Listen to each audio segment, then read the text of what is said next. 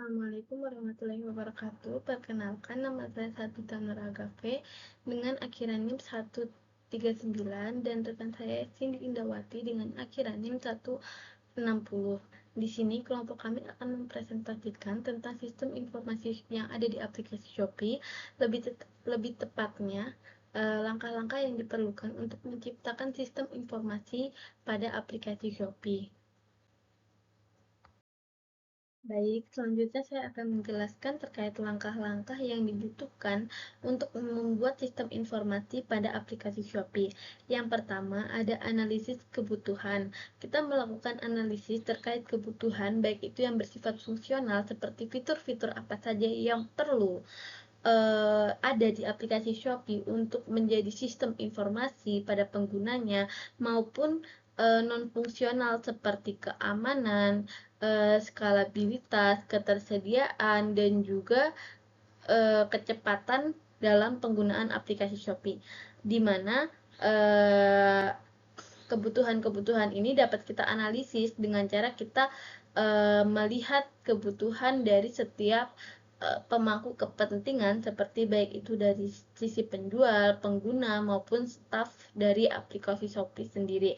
Dimana setelah kita mengetahui kebutuhan-kebutuhan apa sih yang diperlukan oleh para pemangku kepentingan, kita bisa menentukan mana yang harus kita pahami, mana yang harus kita akomodasikan atau harus kita bebankan atau harus kita adakan untuk membuat sistem informasi pada aplikasi Shopee.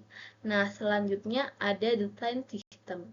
Setelah kita mengetahui kebutuhan-kebutuhan apa saja yang diperlukan dan harus dibebankan pada aplikasi Shopee, kita merancang sistem atau merancang arsitektur dari sistem yang mampu untuk menangani penambahan beban yang diberikan dan fleksibel, atau mampu memenuhi kebutuhan-kebutuhan yang memang harus diakomodasikan atau harus diadakan agar mempermudah sistem informasi, di mana pada tahapan ini kita juga mempertimbangkan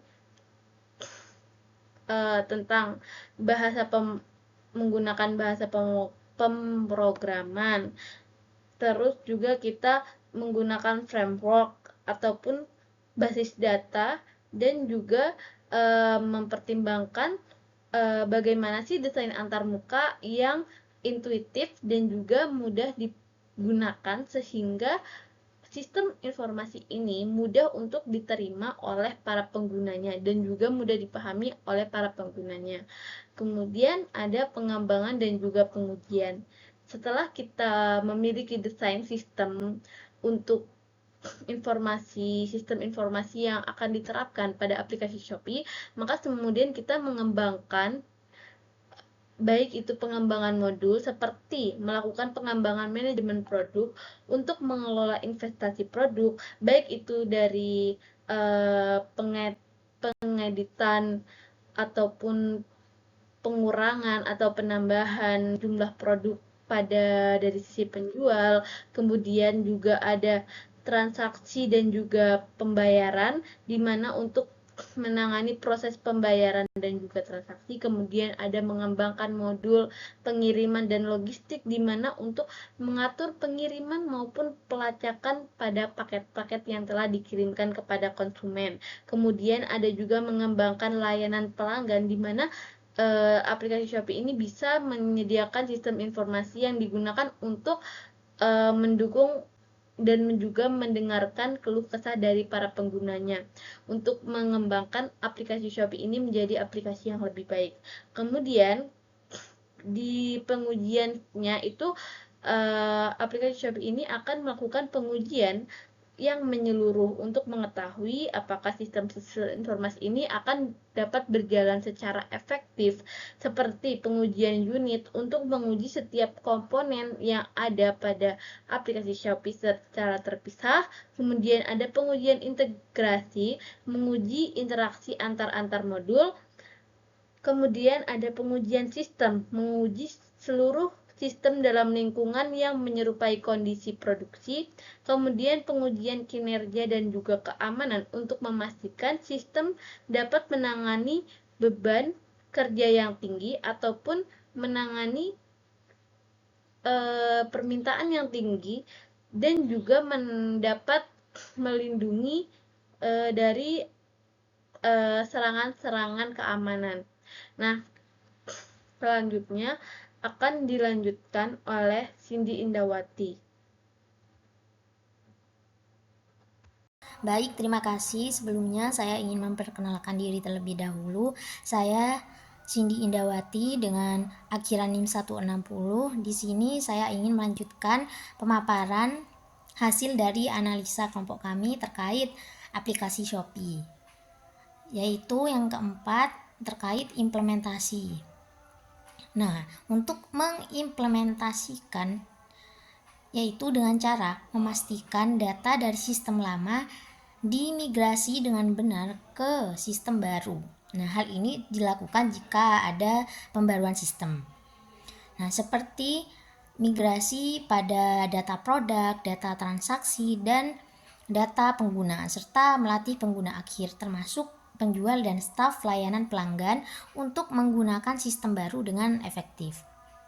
Nah, untuk pelatihannya sendiri itu bisa dilakukan secara langsung, video tutorial, atau dengan panduan pengguna. Kemudian ada peluncuran dan pemeliharaan. Untuk peluncuran sistem ini dilakukan secara bertahap untuk meminimalisir gangguan.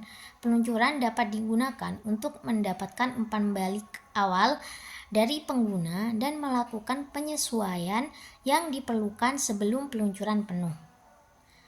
Untuk yang pemantauan pemeliharaan ini dilakukan secara terus-menerus setelah peluncuran untuk mengidentifikasi dan memperbaiki bug serta memastikan kinerja sistem tetap optimal.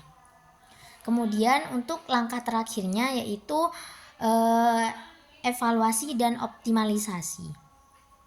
Hal yang bisa dilakukan untuk melakukan evaluasi dan optimalisasi yaitu dengan cara mengumpulkan umpan balik dan melakukan analisis kerja.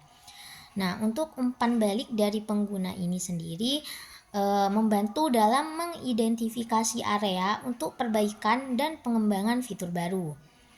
Untuk analisis kerja sistem ini dilakukan sebagai untuk memastikan sistem tetap efisien dan memenuhi kebutuhan bisnis, seperti analisis beban, kecepatan respon, dan efisiensi sumber daya. Mungkin hanya itu yang bisa kami paparkan dari analisis aplikasi Shopee terkait langkah-langkah aplikasi Shopee untuk mengembangkan sistem yang dapat memenuhi kebutuhan saat ini dan untuk perkembangan di masa yang akan datang. Kurang lebihnya mohon maaf. Wassalamualaikum warahmatullahi wabarakatuh.